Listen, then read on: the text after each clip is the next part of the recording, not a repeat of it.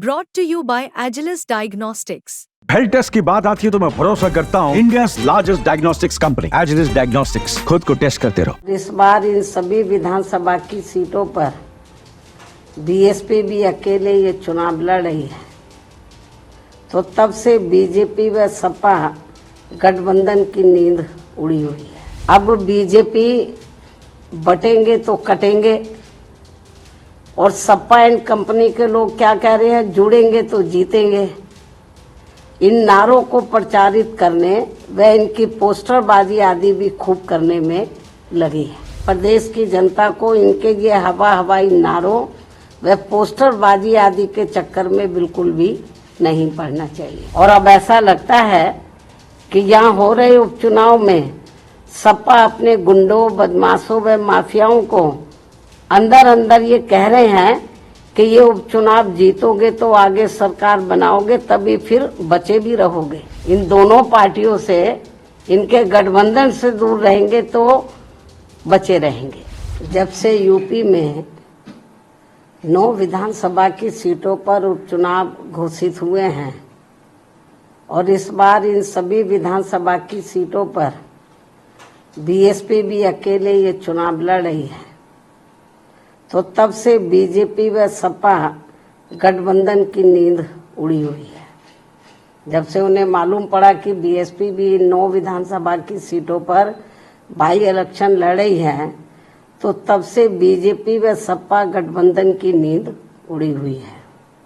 क्योंकि बीएसपी ने यहाँ काफी समय से एक आदि उपचुनाव को छोड़कर अधिकांश उपचुनाव नहीं लड़े हैं। तब से खासकर ये दोनों पार्टियां यानी कि बीजेपी व सपा तथा इनका गठबंधन अभी तक इन चुनावों में जो भी बाई इलेक्शन हो रहे थे, तो अभी तक इन चुनावों में अंदर अंदर आपस में मिल बांट कर ये चुनाव लड़ते रहे। लेकिन इस बार हो रहे उपचुनाव में जब बीएसपी भी मैदान में डटी हुई है, तो अब इन दोनों पार्टियों में इनके गठबंधन की काफी परेशानियां बढ़ गई हैं।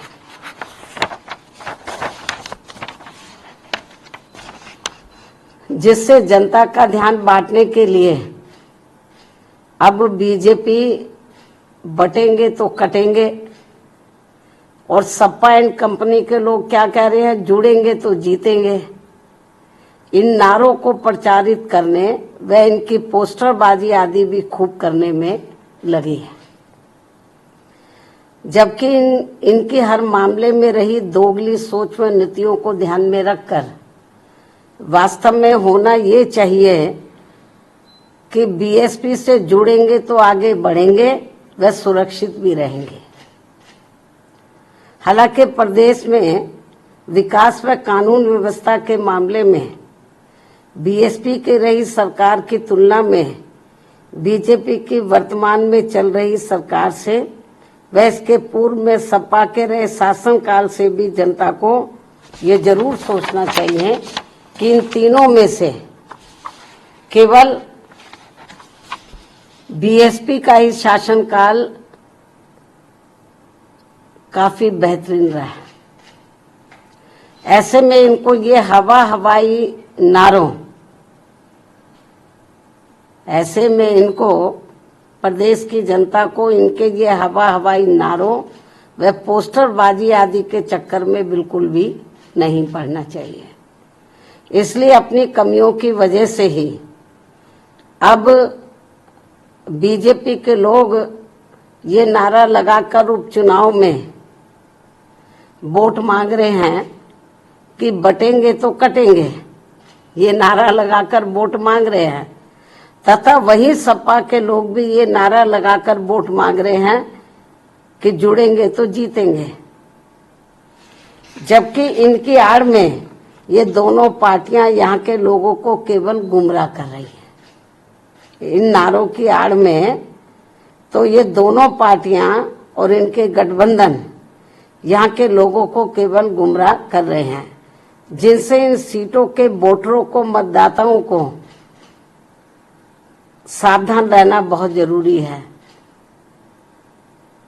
ये केवल अपनी कमियों पर से ध्यान बांटने के लिए इस किस्म के ये नारेबाजी कर रहे हैं, पोस्टरबाजी कर रहे हैं, तो यहाँ की जनता को गुमराह करने के लिए।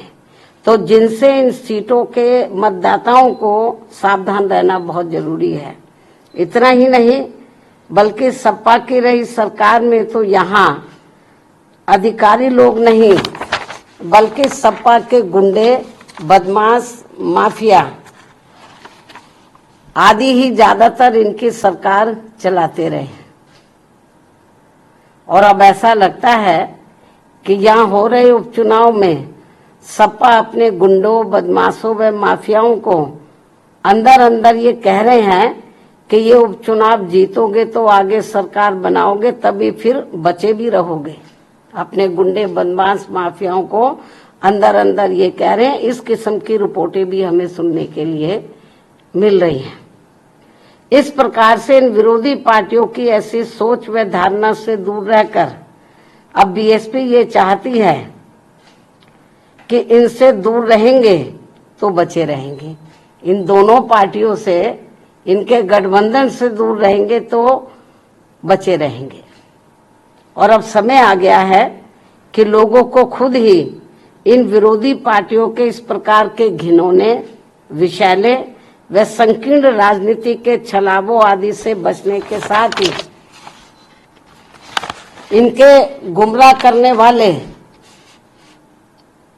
ऐसे नारों व पोस्टरबाजी आदि से भी जरूर बचना होगा।